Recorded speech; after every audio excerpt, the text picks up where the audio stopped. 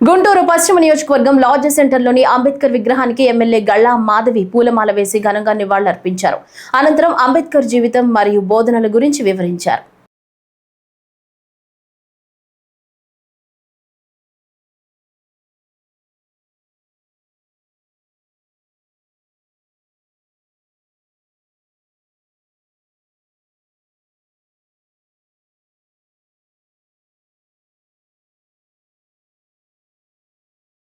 Doctor BR Ambedkar గారి స్టాచ్యూకి ఘన నివాళులు అర్పించడం జరిగింది. 134వ జయంతిని పురస్కరించుకొని ఈరోజు అంగరంగ వైభవంగా ఆయనకి నాయకులందరి చేత ఘన నివాళుని అర్పించుకొని ఆయనకి పూలమాలలు వేసి మేమందరం కూడా ఆయనకు నమస్కరించుకోవడం జరిగింది.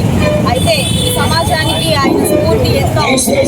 ఆయన సూత్రాలను పాటిస్తూ నాటి సమాజం అదేవిధంగా బాధ్యత ఈ సందర్భంగా రెండు విషయాన్ని ఆయన మాటలు తీసుకుంటా ఉన్నాను. స్వేచ్ఛ, సమానత్వం, సౌభ్రాతృత్వం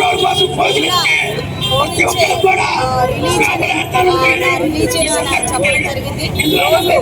ఏ మతమైనా ఏ కులమైనా ఈ మూడింటిని ప్రబోధించేదే అసలైన మతం, అసలైన కులంగా ఆయన చెప్పిన మాటల్ని సమాజంలో ప్రతి ఒక్కరూ కూడా మనం ఇనుమడింప చేసుకుని ముందుకెళ్లాల్సిన అవసరం ఉంది. అదేవిధంగా రెండవ మాట ఆయన చెప్పడం జరిగింది, ఏ సమాజంలో అయితే స్త్రీ సాధికారత అధికంగా ఉంటుందో అది అభివృద్ధి చెందిన సమాజంగా, అభివృద్ధి చెందిన దేశంగా ఆయన ఉద్ఘాటించడం జరిగింది.